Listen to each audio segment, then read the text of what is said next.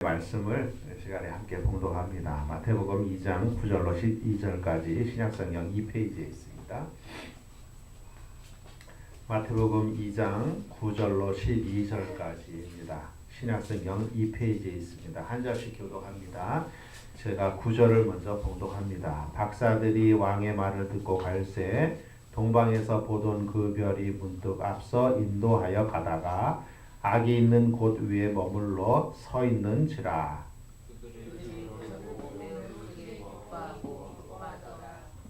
집에 들어가 아기와 그의 어머니 마리아가 함께 있는 것을 보고 엎드려 아기께 경배하고 보배합을 열어 황금과 유향과 모략을 예물로 드리니라.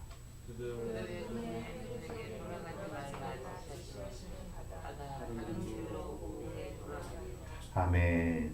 사랑합니다. 앞뒤로 한번 인사 한번 나눠보시죠. 사랑합니다. 네, 반갑습니다.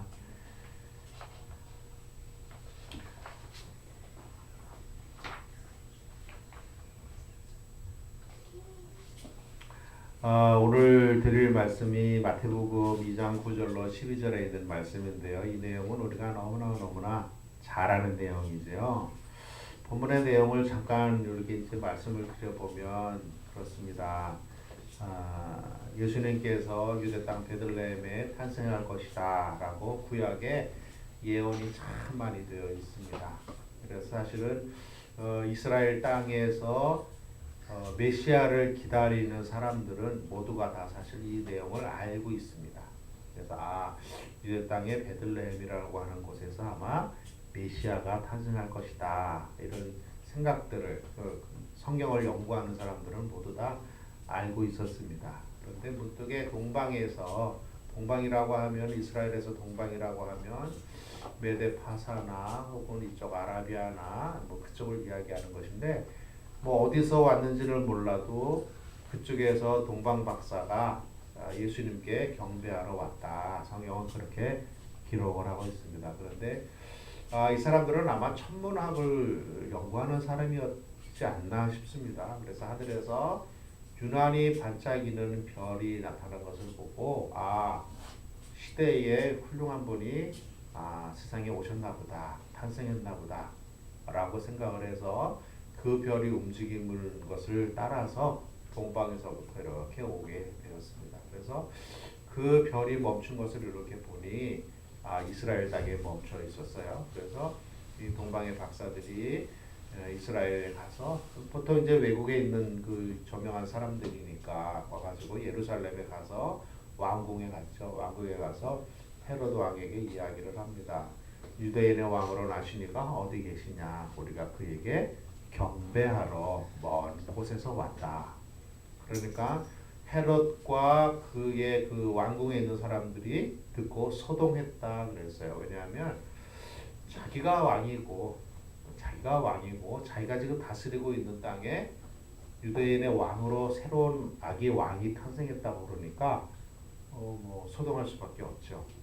그렇지만 그 소동하는 기분 나쁜 그 정적이 탄생했다는 것에 대한 시기와 이런 것들은 속에다 감추고 박사들한테 이야기를 합니다.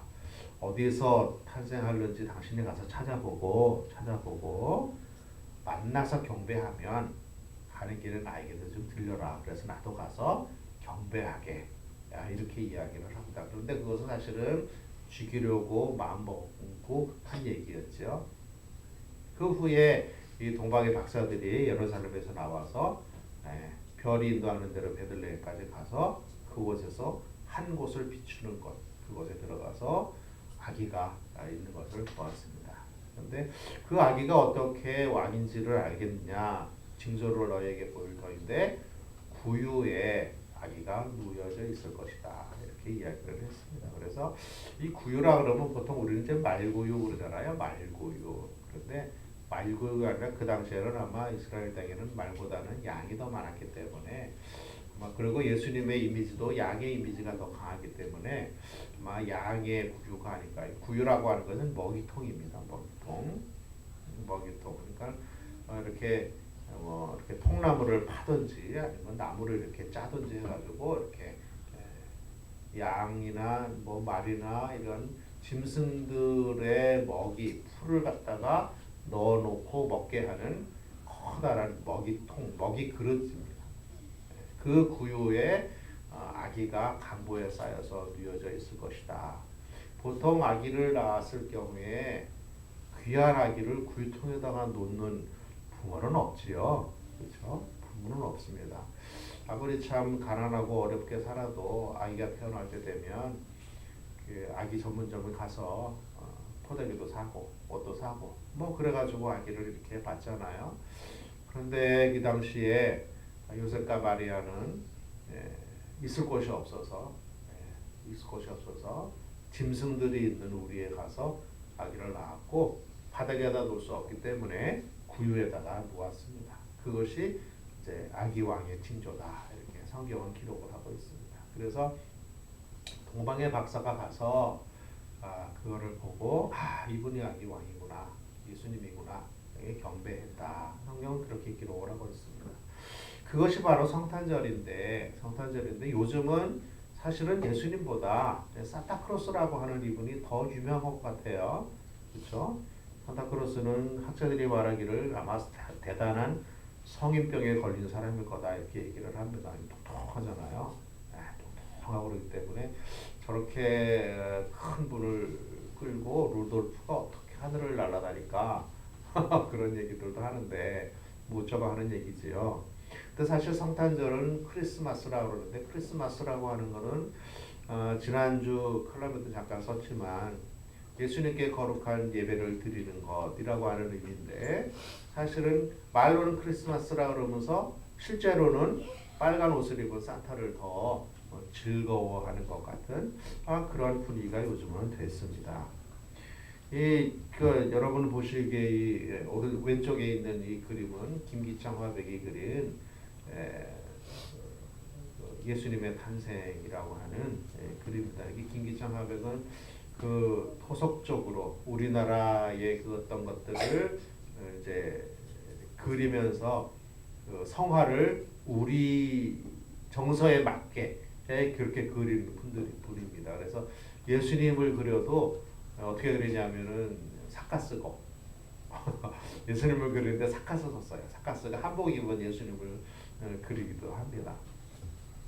그러니까 이 그림에 보니까 어째 그 우리나라에서 아기를 낳아서 이렇게 하는 그런 그림이잖아요.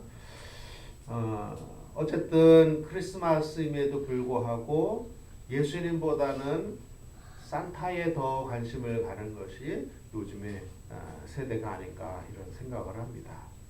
동방의 박사들이 멀리서부터 수백 킬로 이상의 거리를 이제 터벅터벅 걸어서 예수님께 왔습니다.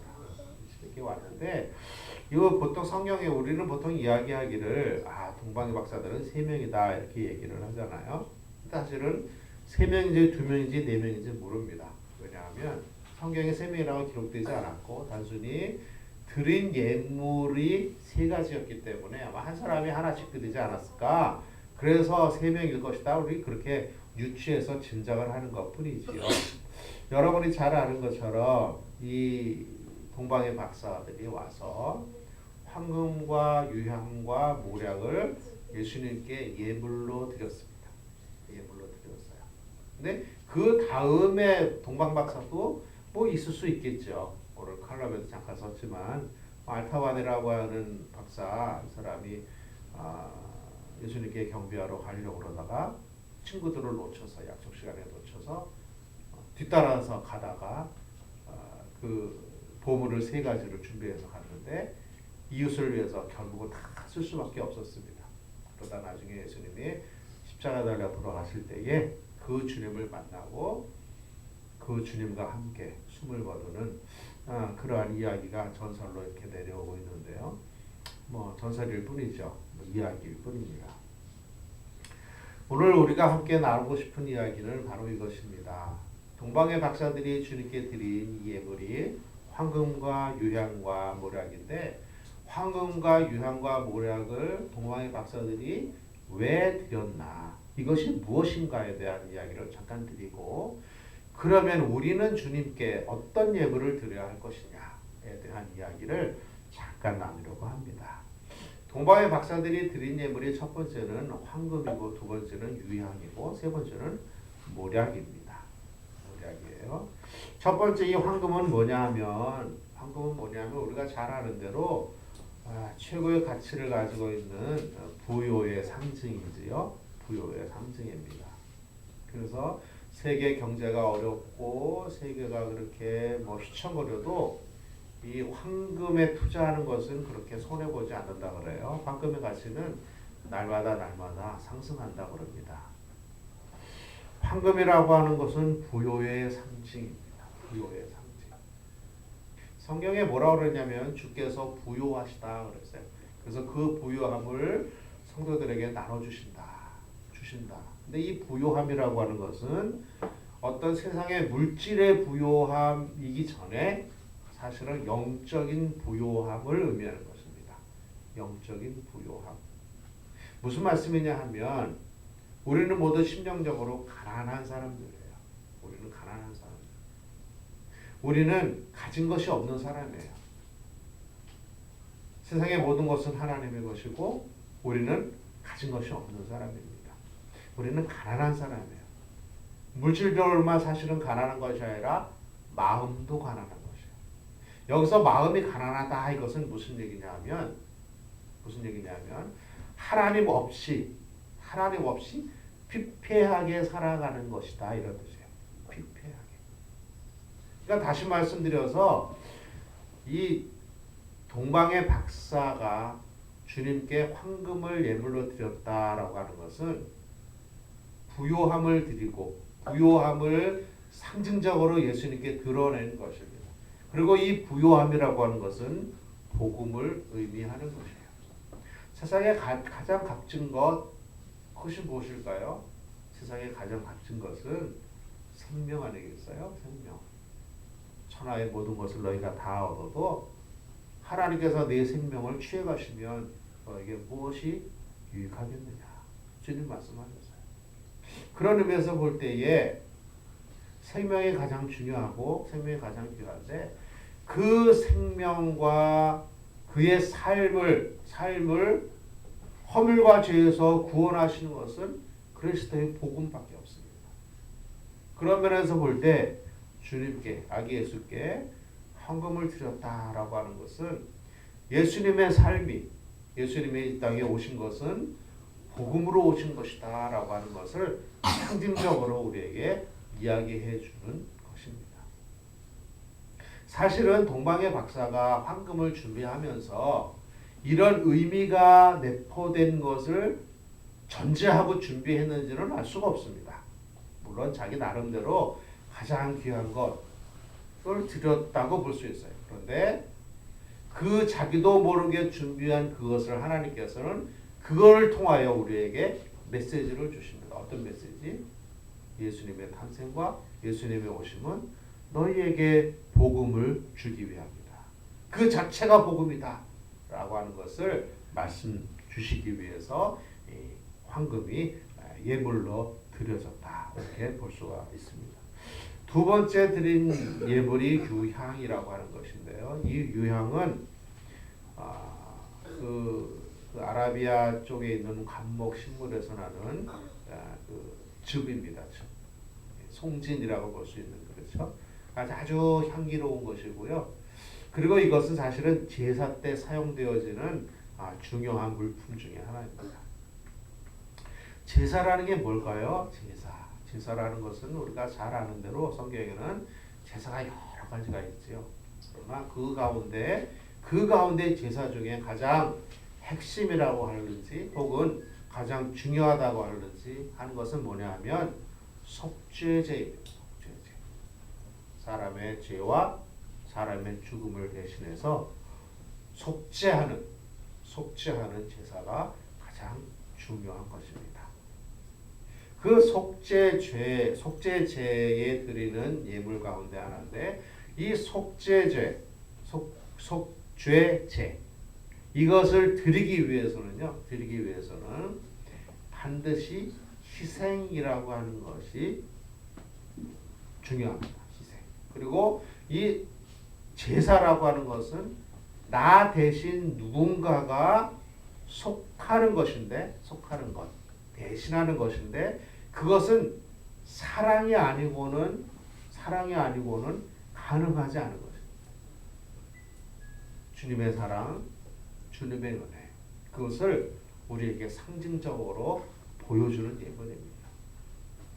그러므로 이 동방의 박사가 드린 예물 가운데 유향이 있다라고 하는 것도, 물론 그들 입장에서 보면은 자기가 준비하는 예물 중에서 가장 귀하다라고 생각하는 것, 그냥 자기가 준비한 것일 겁니다. 그러나 하나님께서는 그것을 준비하게 하심으로 말미암아 우리에게 예수 그리스도가 세상에 오신 것은 너희의 죄를 위하여 죽으시는 사랑의 증표다, 사랑의 표현이다 라고 하는 것을 알려주시기 위함이다, 이렇게 생각합니다.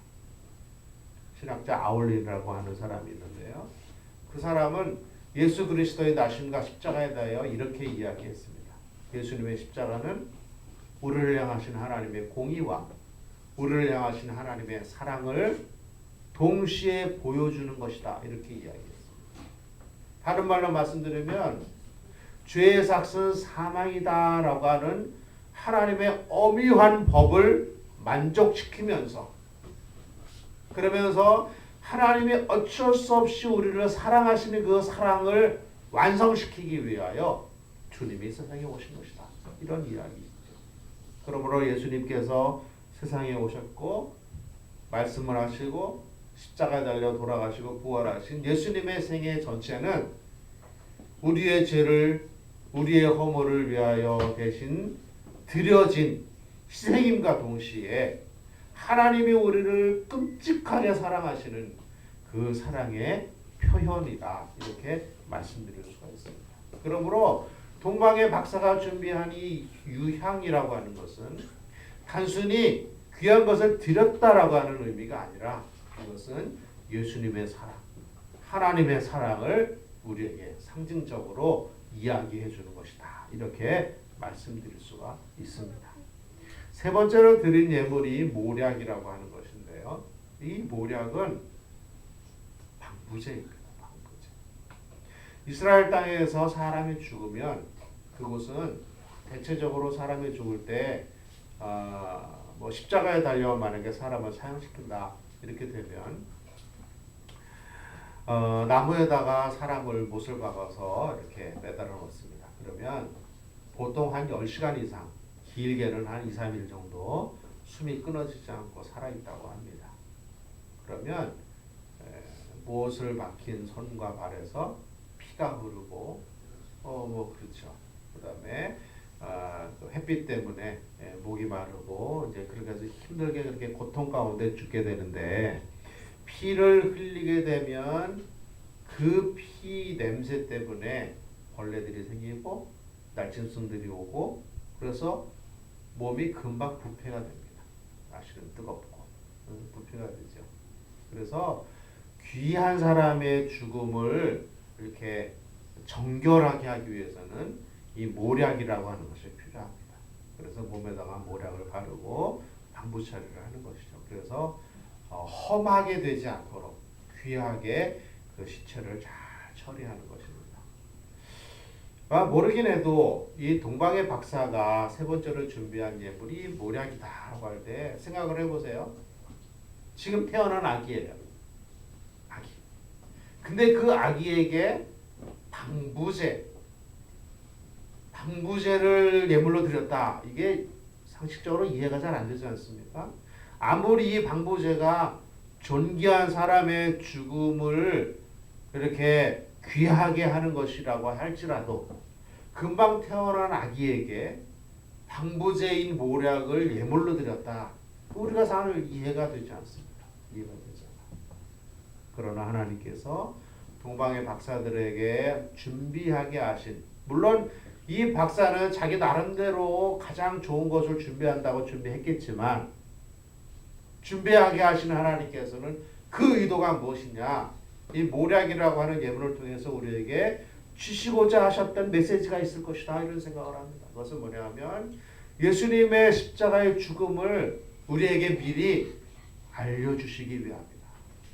알려주시기 위함. 그분의 죽음은 고귀한 것이고 그분의 죽음은 예정된 것이고 그분의 죽음은 구약으로부터 예언되고 준비되어져서 때가 되어 세상에 오셔서 십자가 달려 죽으심으로 말미암아 우리를 죄로부터 허물로부터 구원하시는 것이다 라고 하는 것은 이 모략을 통해서 우리에게 말씀하시고 싶으신 하나님의 의도가 숨겨져 있다 이렇게 볼 수가 있습니다.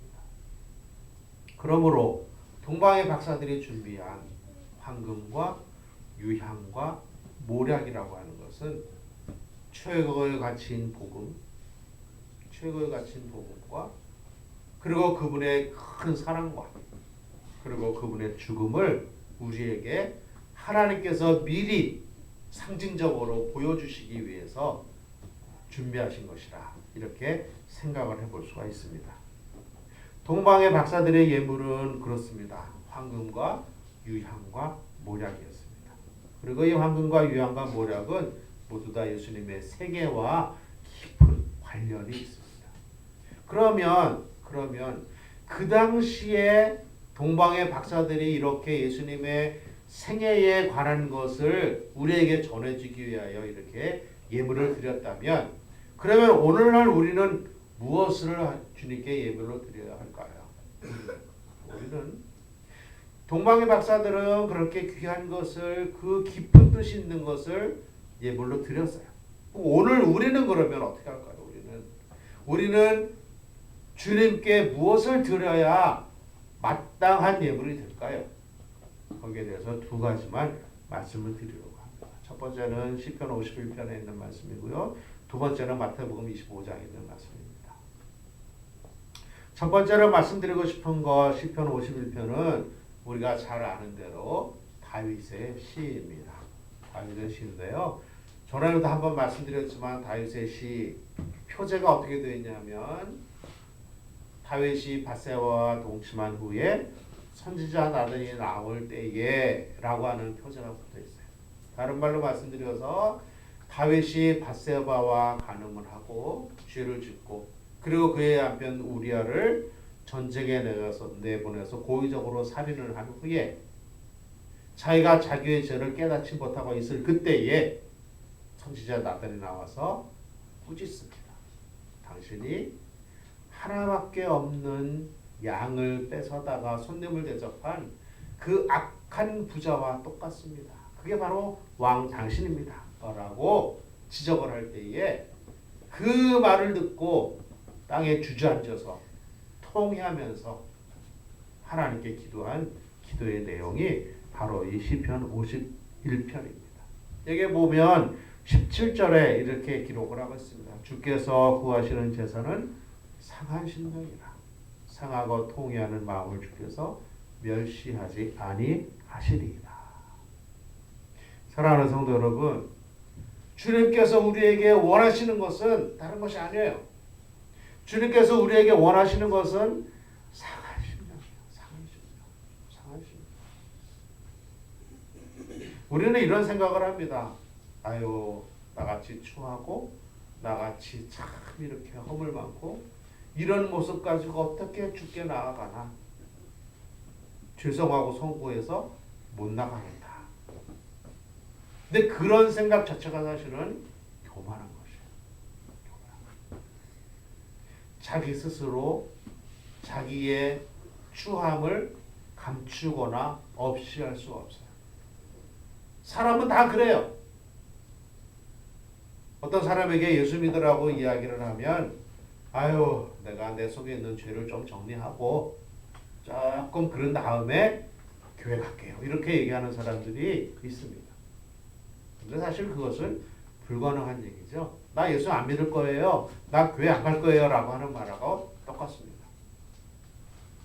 주님께서 원하시는 것은 네 모습 그대로 그냥 오라는 것이에요. 그 모습 그대로 괜찮으니까 그냥 와. 이것이 주님께서 우리에게 원하시는 것입니다.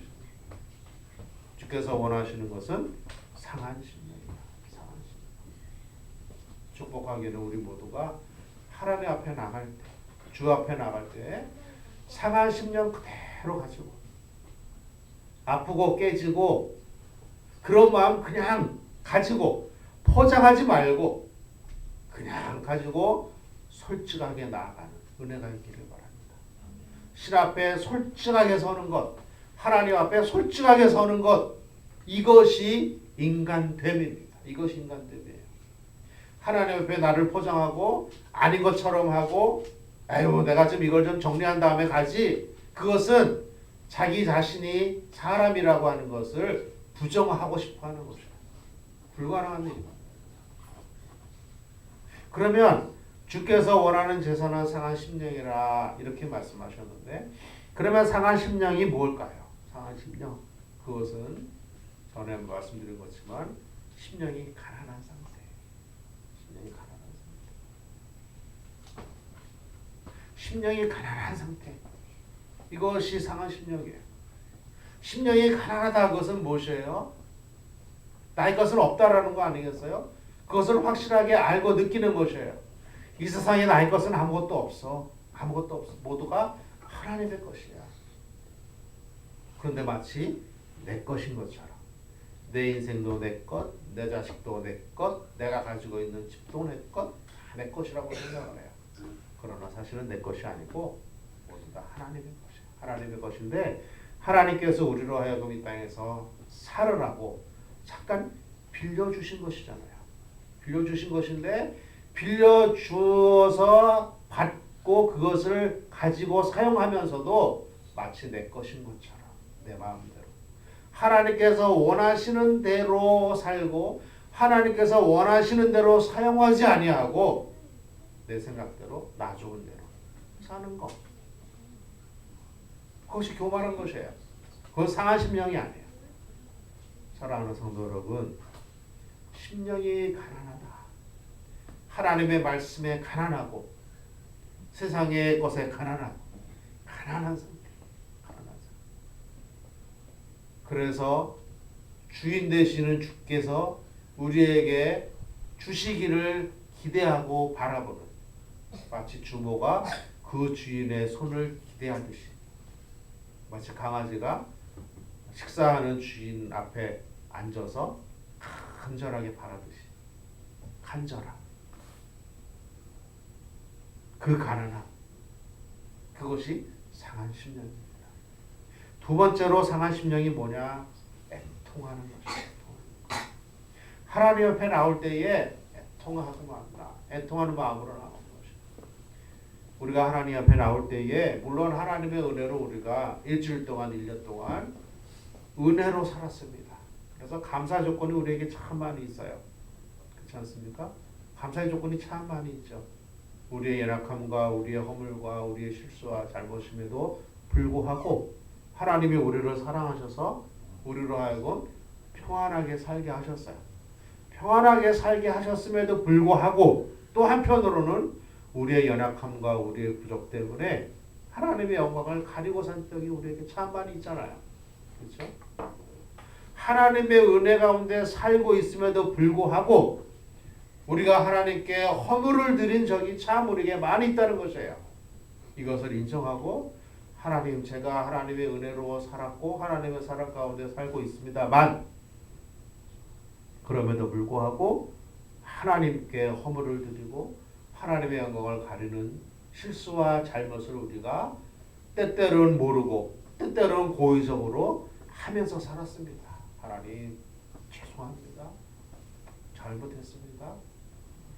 애통하는 마음이에요. 애통하는 마음. 이것이 없으면 상한 심령이 아니에요. 이것이 없어요. 하나님의 은혜와 하나님의 사랑에 늘 감격해서 살고 있음에도 불구하고 한쪽에서는 온전하게 살지 못했다라고 하는 송구함이 우리에게 같이 있어야 되는, 같이. 이것이 온전한 그리스도입니다. 하나님의 은혜로 평생 살고 있지만 그러나 동시에 온전하게 살아들이지 못하는 나의 연약함을 보면서 하나님 앞에 송구하게, 그러면서 감사하게, 이 복합적인 마음이 있는 것, 애통하는 것입니다. 이것이 바로 상한 심령이에요.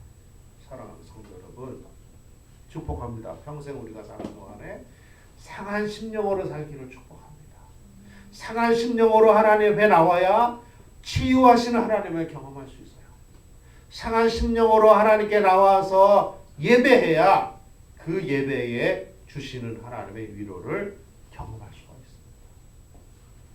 두 번째로 우리가 하나님께 주님께 드리는 예물은 어떤 것일까요? 그것은 마태복음 25장에 있는 말씀입니다. 마태복음 25장에 보면 25장 39절과 46절에 동일한 말씀이 있습니다. 뭐라고 그러냐면 임금께서 말씀하시기를 소자에게 한 것이 곧 나에게 한 것이라. 소자에게 한 것이 곧 나에게 하신 것이라. 마태복음 25장은 주님께서 말씀하시는 설교 말씀 가운데 세상 끝날 심판에 관한 것입니다. 이 마태복음 25장의 내용을 잠깐 살펴보면 이렇습니다. 임금이 마지막 날에 세상의 모든 민족과 나라들과 사람들을 모으고 그들을 양과 염소로 구분한다 그랬어요. 양과 염소로 구분한다. 그러시면서 임금이 말씀하시기를, 오른쪽에 있는 양들에게 말씀하시기를, 너는 내가 줄일 때 먹을 것을 주었고, 내가 목마를 때 마실 것을 주었고, 내가 옥에 갇혔을 때 돌아보았고, 내가 핍박받을 때 나를 위로했고, 내가 어려움에 처했을 때 나를 도와주었다. 너 나와 함께 천국 가자. 그럴 때 오른쪽에 있는 양으로 구분된 사람들이 이야기합니다. 내가 언제 주님을 그렇게 했습니까? 언제 주님이 옥에 갇혔다고 내가 돌아보았고, 언제 주님이 목마르다 할 때 내가 물을 주었고, 언제 주님이 배고프다 할 때 내가 먹을 것을 주었습니까? 언제 주님이 헐벗을 때 내가 옷을 입혔습니까? 저는 그런 적 없습니다. 이렇게 얘기했어요. 그럴 때 그 임금이 하시는 말씀이, 내가 소자에게 한 그것이 곧 나에게 한 것이다. 그렇게 말씀하셨어요. 그러시면서 왼쪽에 있는 염소들에게도 똑같은 이야기를 하십니다. 너희는 내가 목마르다 할 때 물을 주지 않았다. 너희는 내가 추워서 헐벗을 때에 입을 옷도 주지 않았고, 내가 배고프다고 할 때 너희는 먹을 것도 주지 않았다. 내가 옥에 갇혀 있을 때에 너희는 한 번도 돌아보지 않았고, 내가 어렵고 궁핍할 때에 너는 절대 나를 돌아보지 않았다. 너는 너희를 위하여 예비된 곳, 지옥, 그곳이 너희 자리다. 이렇게 얘기해요. 그때 염소들도 똑같이 얘기합니다. 염소된 사람들도, 아니 임금이요, 내가 언제 당신에게 그렇게 했습니까? 저는 당신을 본 적도 없습니다. 그때 주님 말씀하시잖아요. 소자에게 한 것이, 소자에게 안 한 것, 소자에게 안 한 것이 곧 나에게 안 한 것이다. 소자에게 안 한 것이 곧 나에게 안 한 것이다. 내가 언제 주님이 옥에 갇혔다 했을 때 돌아보지 않았습니까? 난 당신을 전혀 본 적이 없습니다. 라고 말할 그때에 그 임금 말씀하시기를, 소자가 옥에 갇혔을 때에도 돌아보지 않았다. 소자가 배고프다고 할 때 너 먹을 거 주지 않았다. 나에게 안 한 것이다. 오늘 본문 말씀이 바로 그것이에요. 이 말씀이 마태복음 25장에 있는 이 말씀이 주님께서 그냥 하신 말씀이 아니고요, 세상의 마지막 심판 때에 비유로 말씀하신 것이에요. 무슨 말씀이에요? 무슨 말씀이에요? 우리가 평생에 사는 동안에 어떻게 살아야 되는지를 주시는 말씀입니다. 여기서의 소자라는 건 누구예요? 소자. 약한 사람. 주님의 눈은, 주님의 마음은 그 사람들에게 가 있어요. 주님의 마음은 권력자에게 있는 것 아니고 주님의 마음은 부자에게 있는 것이 아니에요. 주님의 마음은 잘난 사람에게 있는 것이 아니에요. 주님의 마음은 작은 사람, 아픈 사람에게 있어요. 약자에게 있어요.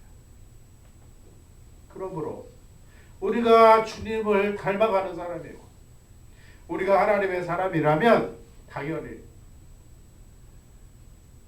하나님의 관심, 하나님의 주목거리인 약한 사람, 작은 사람, 궁핍한 사람, 어려운 사람을 향하여 있는 것이 마땅합니다. 마땅합니다.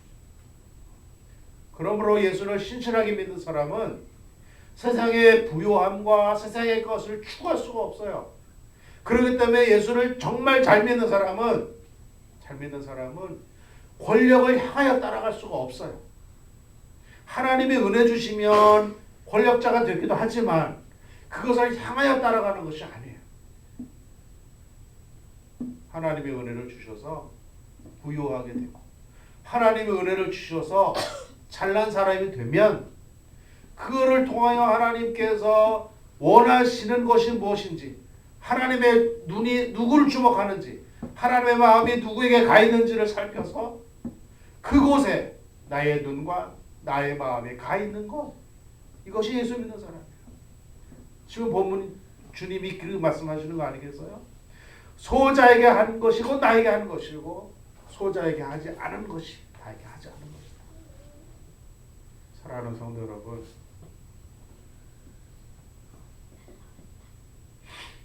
주님께서 우리에게 원하시는 것, 그것은 다른 것이 아니에요. 다른 것이 아니에요. 우리에게 황금을 요구하는 것도 아니고 우리에게 유향을 요구하는 것도 아니고 우리에게 모략을 요구하는 것도 아닙니다. 그것은 박사들이 다 했어요. 우리에게 주님께서 원하시는 예물은 첫 번째로 상한 심령이라. 하나님 옆에 나올 때에 하나님, 제가 이런 사람입니다. 하나님, 제가 이렇게 연약합니다. 하나님, 제가 이렇게 허물진 인생입니다. 상처를 주기도 하고 상처받기도 하고 제가 잘하려고 하는데도 잘 안 되고 실패하고 좌절하고 넘어지고 저 그렇습니다. 하나님, 저 아픕니다. 나가는 거죠. 하나님 앞에 장막치고 아닌 것처럼 하고 조금 나아진 다음에 나가지요. 이것은 아니에요. 하나님 앞에 있는 그 모습 그대로 가지고 나가는 것. 이것이 하나님께서 원하시는 예물입니다. 두 번째로 주께서 원하시는 예물, 성도가 드릴 예물은 선한 행실이라. 하나님의 눈과 하나님의 마음이 가 있는 곳에 우리의 눈과 우리의 마음이 가 있어서 그들을 긍휼히 여기고 그들을 돌보고 그들을 섬기는 것, 성도가 마땅히 해야 할 일입니다. 마땅히 해야 할 일입니다. 야고보서 2장 26절은 그렇게 얘기합니다. 행함이 없는 믿음은 죽은 것입니다. 근데 이 말씀을 주시기 전에 앞에 비유로 말씀하신 것이 있어요. 뭐예요? 영혼이 없는 몸이 죽은 것처럼 행함이 없는 것은 죽은 믿음이라. 영혼이 없는 몸은 죽은 것 아니겠어요? 똑같이 행함이 없으면 그 믿음은 헛것이라. 야고보 사도가 그렇게 이야기를 합니다. 하나님이 우리에게 그렇게 이야기를 합니다.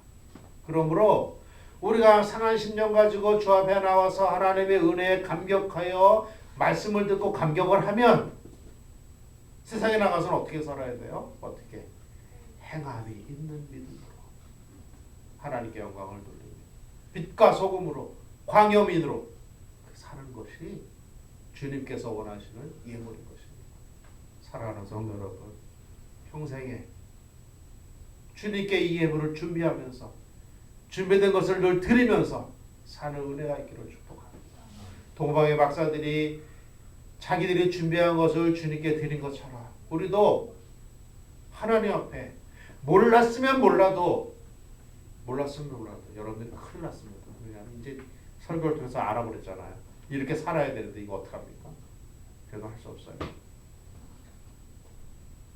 상한 심령으로 온전한 행실로 선한 행실로 행함이 있는 온전한 믿음으로 하나님께 살아서 영광 돌리는 은혜가 있기를 주의 이름으로 축복합니다.